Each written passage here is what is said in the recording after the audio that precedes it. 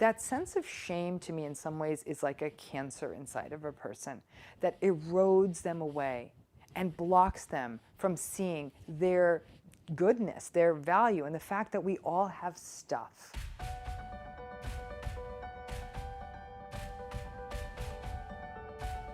Let's talk about shame in the narcissistic relationship. We've talked about it so many ways, but today we're going to talk about sort of the 4 faces of shame within the narcissistic relationship. Now, I think many of you know that shame's a big thing in a narcissistic relationship, but there's sort of 4 ways it plays out, right? Shame is kind of the central tent pole of the narcissistic relationship. It's what keeps these relationships sort of propped up in the distorted, toxic way that they are. It's what keeps it going and going. Now, I've talked about narcissistic shame on this channel before, about the narcissistic person's sense of inadequacy, and that they externalize and project that on others and lash out and blah, blah, blah. I actually don't want it. I'm tired of it. I'm not talking about the narcissists and their shame. We've been there and done that. What I want to do today is talk about the 4 ways that the shame dynamic affects you if you are in a narcissistic relationship. Number 1 is the shame if the narcissistic person believes that they have been slighted.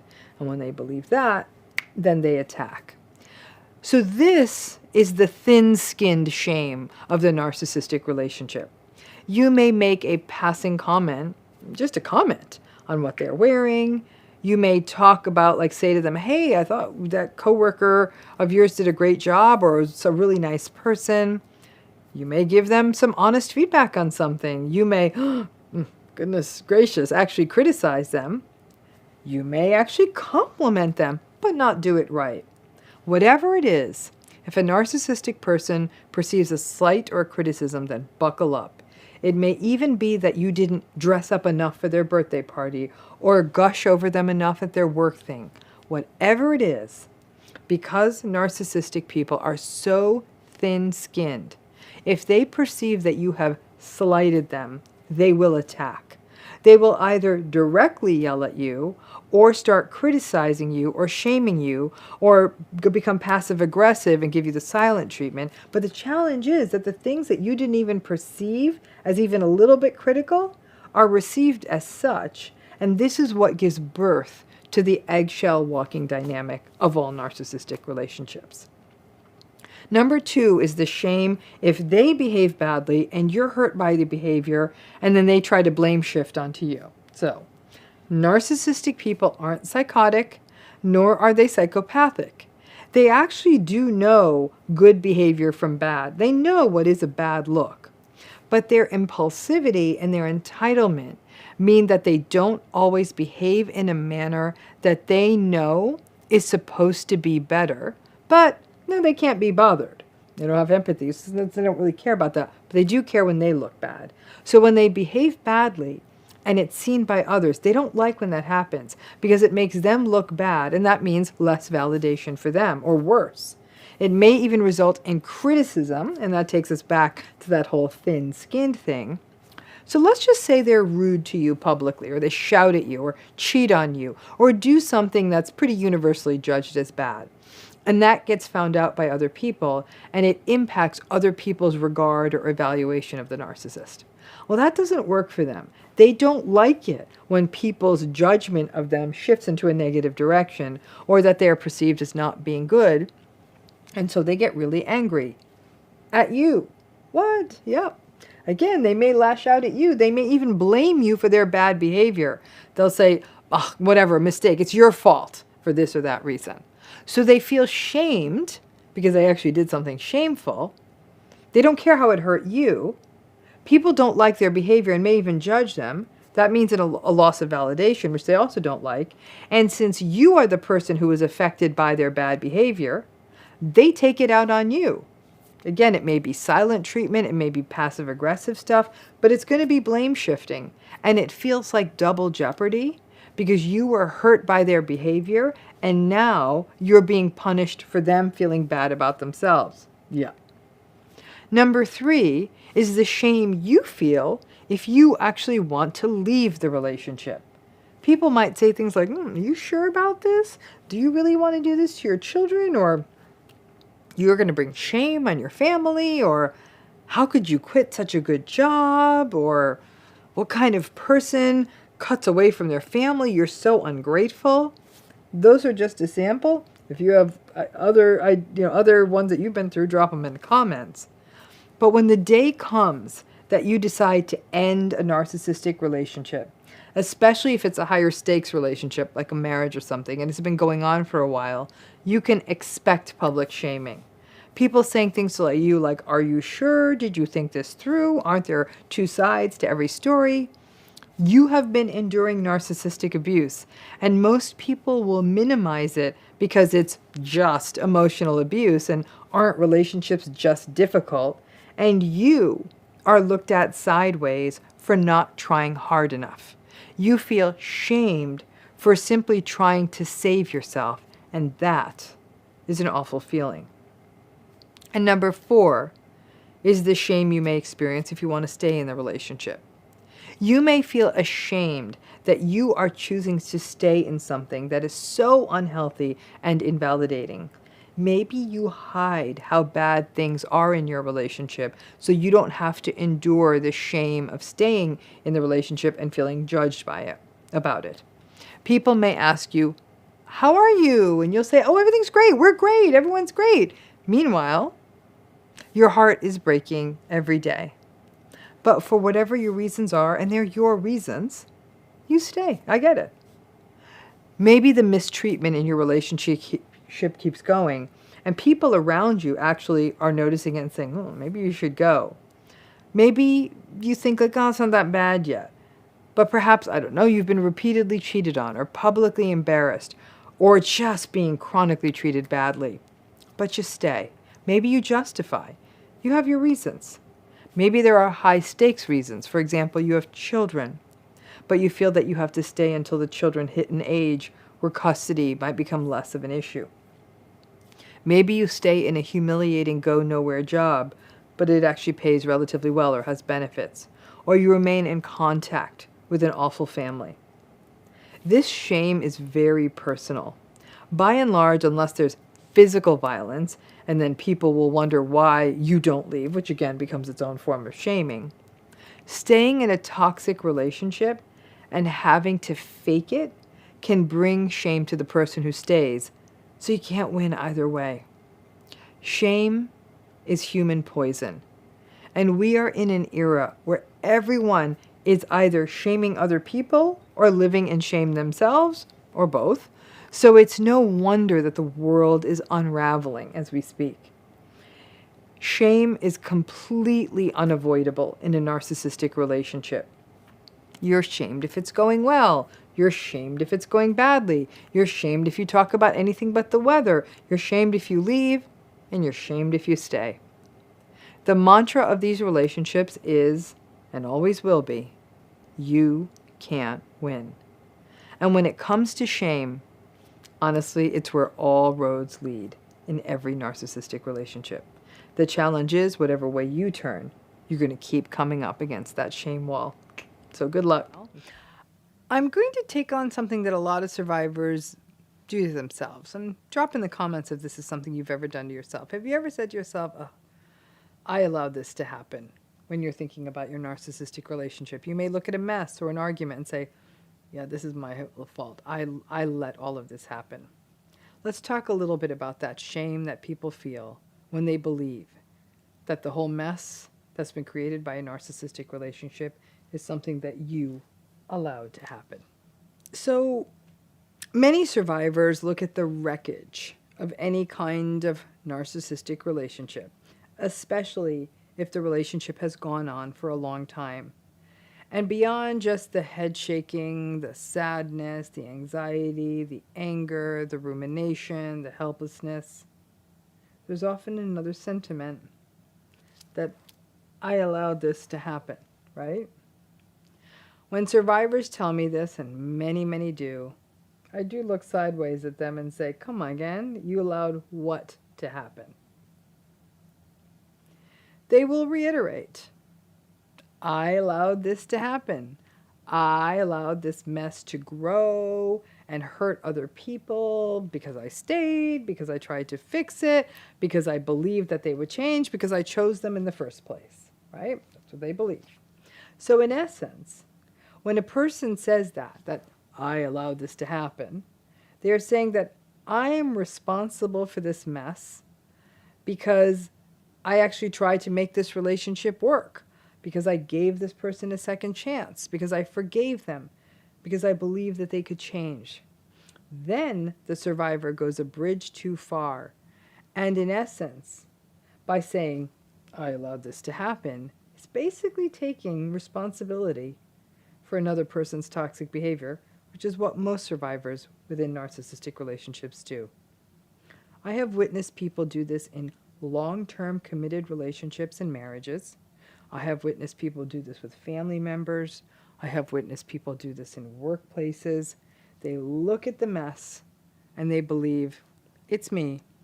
I'm the one who allowed this to happen. I do not know what magical spell that people with antagonistic personalities cast upon most of us, that we are willing to look at the damage created by them and say that we allowed it to happen. In essence, taking on the complicity and blame for a mess that was originally generated by their dysregulation, their lack of empathy, their blame shifting. The story of an antagonistic or a narcissistic relationship is much easier to tell backwards than forwards. While people are in it, and especially before they understand what narcissism is and how it works in relationships, typically they follow the party line. Try harder, communicate harder, forgive, take responsibility, hope they can change yourself instead, right? One day you read something or watch something or listen to something and learn that, wait a minute, this thing I'm in, this doesn't really change. There isn't much that you can do about it. And once all the things that our narcissism is, once those soak in, you recognize that for years you were driving down the wrong road. You didn't allow anything to happen. In most cases, many people in these relationships actually treat the person with this kind of personality style as you would a person with a kinder, healthier, nicer personality style. You thought they were having a bad day. You didn't allow anything to happen. You treated them with an expectation of goodness, with compassion, the same compassion you would grant to other people. When we talk to ourselves this way and say things like, I allowed this to happen, I'm to blame in part for this, what we've done is we've internalized their gaslighting. We've also internalized that sentiment that other people have, that wonder why we couldn't make it work. You didn't allow anything to happen. They did what they do. And they did it to your detriment. You were simply in the splash zone of their cruel behavior. It's important you don't keep falling in the I allowed this to happen kind of language, because that kind of language starts to bleed into other areas of your lives. We become our own abusers. We blame ourselves for the abuse we receive from others. We blame ourselves from the abuse that the antagonistic people in our lives propel onto others. I know it is painful when children are involved and you feel responsible for having children with a toxic person and ending them up with a difficult parent. But you didn't allow it to happen. In most cases, you didn't know, or at least you didn't know until you were well into the relationship. All the time wasted in high school and college on classes we will never use. Imagine if there was one on red flags and manipulation. That should have been a required class. We're just not taught any of this. It's absolutely crucial for survivors to find kinder ways to talk to yourselves. It is an essential part of healing. And no, you didn't allow this to happen. Allowing something to happen implies you gave it permission. At no point did you actually consent and sign up for somebody to do this much harm to you. It happened, and if nothing else, your nervous system was so transfixed by the mess that was unfolding around you. It wasn't about allowing. It was about what happens when a person's behavior, and this is the case with most narcissistic folks, never has consequences. When people come from narcissistic family systems, first of all, it can take years to even identify that's what it was. When you're a child, you kind of only know what you know, right? So if you have one or more narcissistic parents or other significant family members or even siblings, at some level, your family of origin becomes your normal. As you go on and get older, particularly as you enter sort of middle school and then into adolescence, you start seeing that there's more than one way to be a family, and you start getting templates for healthier families. Some kids might even notice this by watching television, watching movies, saying, this is not how all families are. But it is amazing what rationalizing storytellers children can be to make their own families seem normal. But every single one of you who came from a narcissistic family knew from a very early age something wasn't quite right. But how many 4-year-old kids know what the hell narcissism is, right? You didn't know. So you did your best. And then you became an adult. And then you went into the world. And people talked about their families. A theme that I've heard many clients, many people I've worked with, clients I've worked with, just people I've talked to over the years, is a sense of shame that they experience when they realize how damaged their family system was. I can think of a few stories off the top of my head. When people say, I met a new partner, or I had a new roommate or a friend, and they were talking about their parents, and their parents had a really happy marriage, and they go on trips together, and they have these really happy holidays. And the person who came from that narcissistic family system or that damaged family system would often tell me, I felt such an overwhelming sense of shame. I felt a sense of being less than. And they found themselves withdrawing at that point. And what happened, sadly, is it would reinforce this narrative they held within themselves that somehow they were less than because other people didn't come from these kinds of dysfunctional narcissistic family systems. That sense of shame, to me, in some ways, is like a cancer inside of a person that erodes them away and blocks them from seeing their goodness, their value, and the fact that we all have stuff. But when we compare ourselves to others, which we so often do, and especially when it comes to something as primitive as a family of origin, it can really be unsettling for us. When we become adults, especially people who have maybe distanced themselves a little from their family of origin, maybe they don't even think about it every day.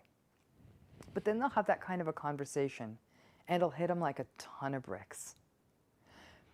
It's an interesting issue because when it comes up over and over again for people, they handle it in different ways. The most off-sided example I hear is that people will say, I just became quiet when the conversation went that way. I sort of tried to sugarcoat what my family really was like. And they almost felt too exposed and too vulnerable if they were really honest and said, my family of origin was a mess. It was cruel. It was invalidating. It was abusive. It was negating. People don't like to talk about that. Now keep in mind, I'm a shrink. So people come into my office, they're paying me, of course they're going to tell me about their really difficult family stories, but it's not that that's what they open up with. It takes us a minute to get there. I'm amazed at how many people I have talked to over the years who initially are very, very protective of the image of their family. And over weeks, months, and years, as we dig deeper, the story unfolds itself like the layers of an onion coming off. And that the story they were portraying of what felt like a normal and intact family turns out to be one that's very dysfunctional, very invalidating, and very unkind. But the challenge with that sense of shame is what it does to us, not just in that one conversation, but in all areas of our lives, with one of the greatest manifestations of we feel less than. Keep in mind, too, shame is one of those emotions that almost always drives people to behave badly. And that behaving badly can be one of two paths. You can behave badly internally, where you socially withdraw, you engage in negative self-talk, you talk about yourself badly, you don't allow yourself to fully pursue the things you're interested in because you think so little of yourself, you feel like you're not enough. Or you may even attempt to numb yourself. In the most extreme levels, that might even include things like self-harm. Shame can also lead people to what we call more externalizing behaviors. They may act out. They may become angry and rude to other people. They may engage in risky behaviors, risky sexual behaviors, other dangerous behaviors. Here's where it gets interesting. We're talking about how a narcissistic family of origin can leave a person feeling shame as an adult. Shame is also a big part of narcissism. So it's almost like this is where it all folds in on itself. And in fact, one of the arguments for why narcissists behave as badly as they do is that they often do walk around with a feeling of shame because they behave badly so often. At some level, they know they're behaving badly. They feel ashamed. And guess what they do then? They behave badly again. For the rest of us, it tends to be more of a slow shaving off of our sense of who we are and not being able to be vulnerable with it. Why? Because if we're vulnerable with that shameful sense of who we are, we're going to be rejected. So now let's take this a step further. Like I said, it is very common for people who come from narcissistic family systems to feel shame. And you may not even call it a narcissistic family system, call it a dysfunctional family system. Now, you may be choosing a partner, boyfriend, girlfriend, fiance, husband, wife, whatever. Being from a narcissistic family system can sometimes make it a little bit more risky that you will choose a partner, even if they're not full-on narcissistic, who's invalidating, who's devaluing, who criticizes you, who puts you down, who doesn't see your full sense of worth and goodness. Many times, again, it's that shame dynamic playing out. That early shame you carry into a relationship choice, and the shame plays out again. It's like the shame begets more shame. That dynamic of feeling ashamed for being from a narcissistic family plays itself out again for people who are in narcissistic relationships.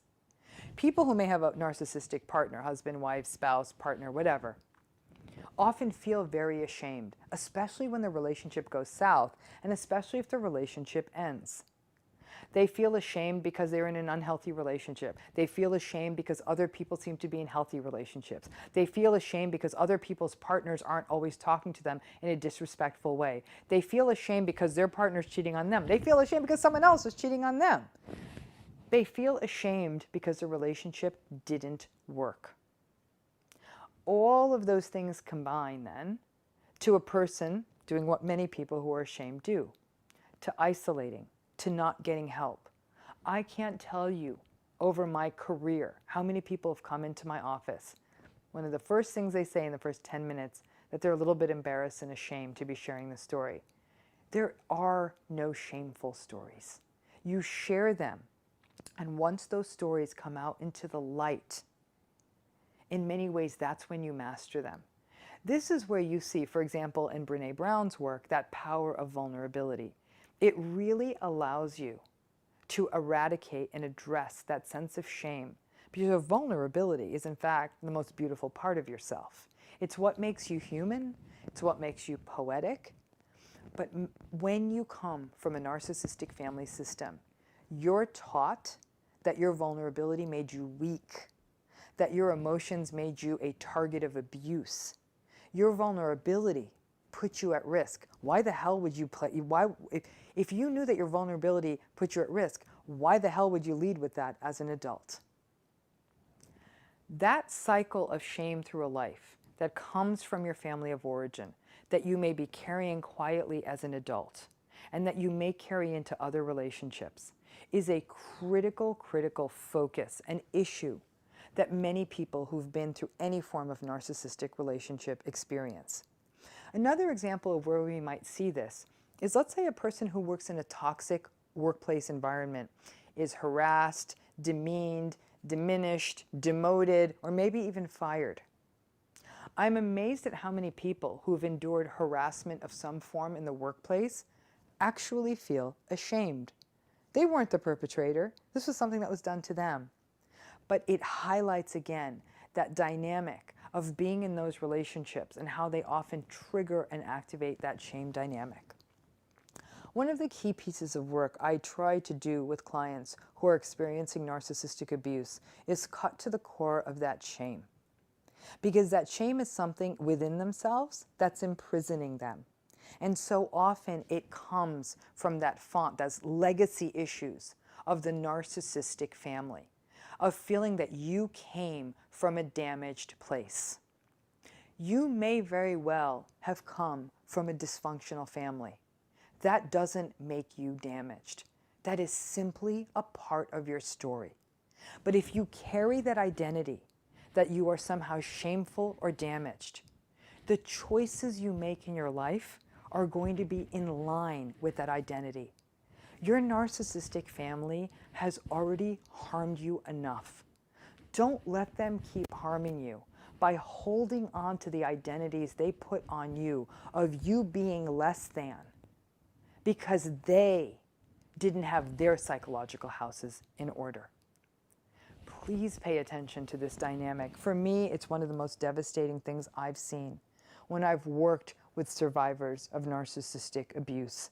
The amount of shame they feel about the families they come from, about the relationships they're in now, about the choices they've made in their life. That cycle has to end somewhere. And for many of you, I hope you start working on it today. Now, shame is very much a core issue in narcissism. However, when it comes to survivors of narcissistic abuse, shame is also a very big issue that we observe in people who've experienced the fallout of a narcissistic relationship. So let's go back to the basics on shame. I have read in a few sources that shame is considered a public emotion, meaning that it is a negative emotion that gets activated when a person's flaws or deficits are publicly noted. Shame is a very human experience, and often I actually think it's not a healthy one, because shame pushes us into the shadows. We, all of us, are in fact, we're human, and none of us are perfect, and shame is the rest of the world seeing our flaws, our normalness, which may trigger ancient wounds that we have over not being good enough. Fears that we may have, that we might be rejected because we aren't perfect or because we're flawed. A cynic might even argue that our entire economy is based on shame. In essence, we sort of buy things to fix our deficits so we don't feel as ashamed. Now, when it comes to narcissistic abuse, shame gets triggered in so many ways, and a lot of this has to do with the nature of the narcissistic relationship. So if you have more than one narcissistic relationship in your life, you will feel more than one kind of shame. It's as though the kind of shame you have might be different based on the person, who they are in your life. Now, if your narcissistic abuse happened in your family of origin, the shame may emanate from the sense of being from a dysfunctional family. A child obviously may not be able to label their family as narcissistic, but a child definitely knows something isn't quite right. Children from narcissistic family systems will often exhaust themselves in trying to portray their family as normal to the rest of the world because the alternative is really stressful for them.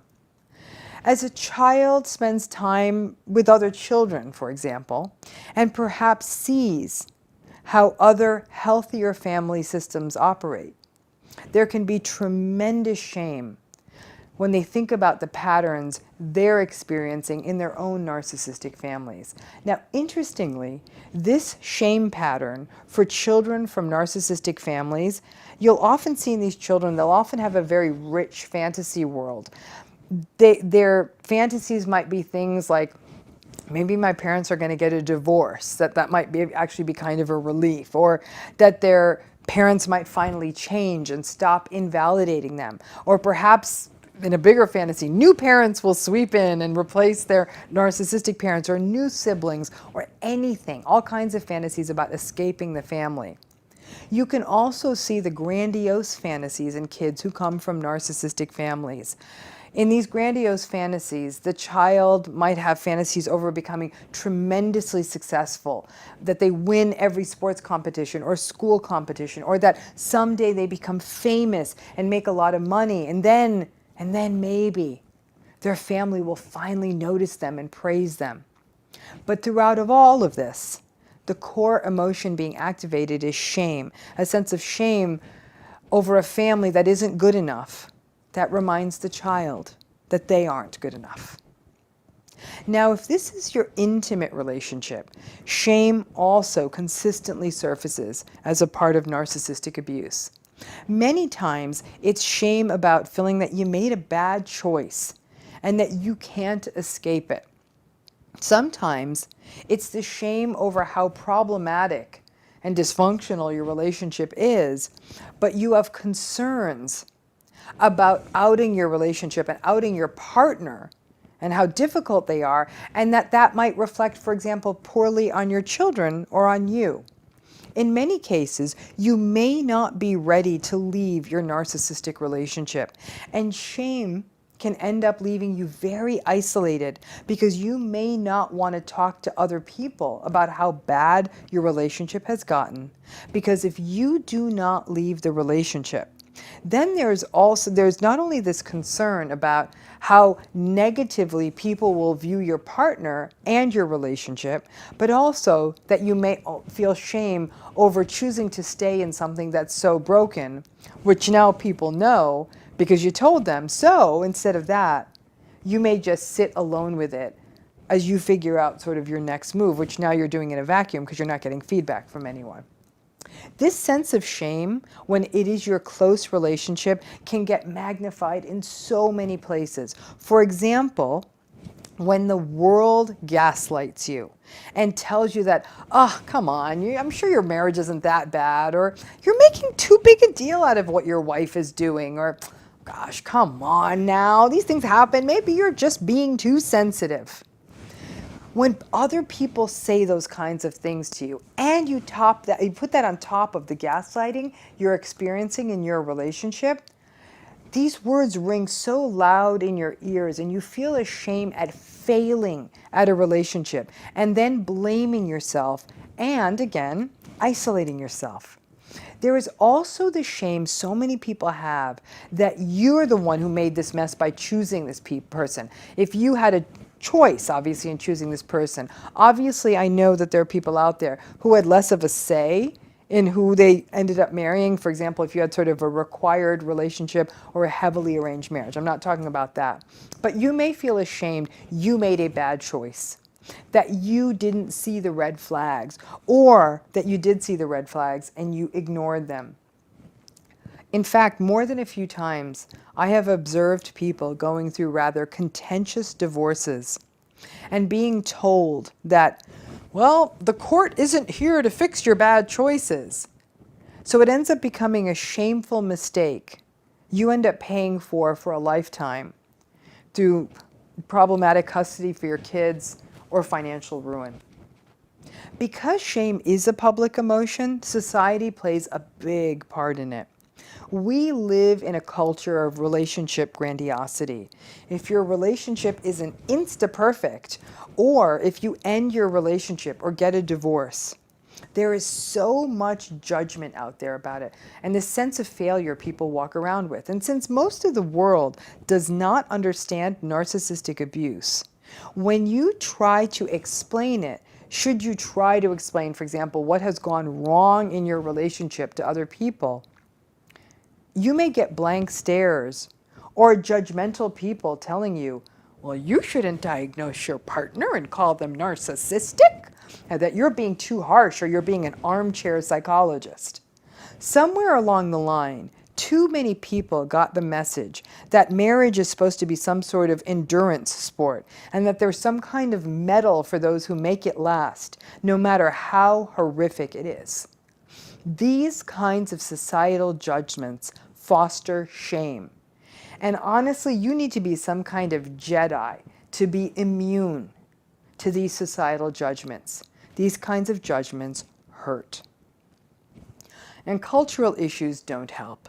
In so many cultures, not being married is considered shameful. Shameful for the person, shameful for their family. Marrying the wrong person is shameful. Getting divorced is shameful. Shame then becomes a tool of societal control to snap everyone into obedience and adherence to authoritarian rules that oversee relationships. In these cultural structures, there is often little recourse for those in narcissistically abusive relationships. People in these relationships may feel as though they need to put up and shut up to avoid the shame induction by their family, their community, and the culture at large. For all of these reasons, your own individual experience, the reactions of your family, community, and culture, and our own obsessions with the mythical idea of putting our false face to the world that everything's perfect. That's a setup for shame.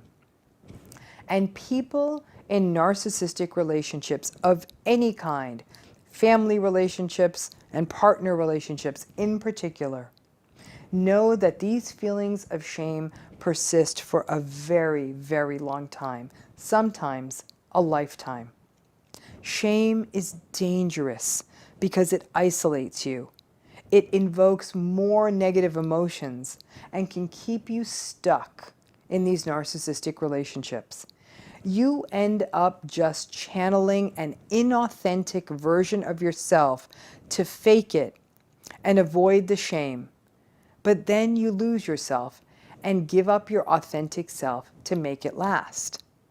So what do you do? What do you do about this issue of shame? This isn't easy.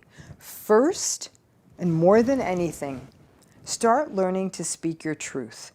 We're living in very interesting times where society and the people in it are becoming more and more maddening. And just again, it could be this moment in history. It could be some sort of strange shift in the world at large. But stop getting so much of your sense of self from society. Figure out who your healthy people are and stick to that safe place. We all have to go out into the real world, but we don't need to get our self-worth from it. Remember that. By remembering that societal judgment can be a little less powerful.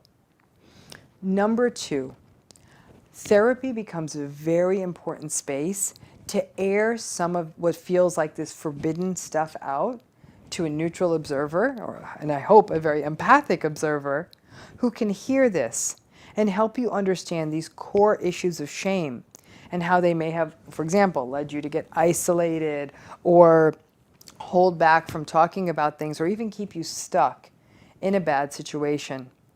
Number 3, I want you to seek out support in the stories of others. In fact, what I'd love to see some of you do in the comment section, if you feel like you can, and you can hide your identity if you need to through your username, look at the stories of the people in these comment section, if not this video, another. Knowing that this many people are watching this kind of content, you are not alone in this. And sometimes when you start to realize that, you didn't make some grand mistake. You're just human. Your family is probably about as dysfunctional as everyone else's. It's not a statement on you. By creating community, whether it's dropping something in the comments here and reading them, whether it's joining an online support group, whether it's joining any other kind of support group with other survivors of narcissistic abuse, that can also help push back on those feelings of shame and realize that you are simply human. Shame is a very common part of the narcissistic abuse picture. And I hope that you understand that if you can start to connect back in with your authentic humanity, you're going to realize that that might end up being one of the best antidotes of all and help bring you out of the shadows. Whether or not you leave your narcissistic relationship, if you can lift some of the shame element, it may help you function in a more healthy manner in your life and in your healthy relationships. Thanks again, as always, for tuning in. I hope this is giving you some illumination on this theme of shame in narcissistic relationships. And as always, if you're not part of this channel, please subscribe and join us. It's a really amazing community, many of whom share profound and powerful stories. Like I said, sometimes the comment sections, often the comment section, is far more rich than the video, just hearing what other people have experienced. Thank you again.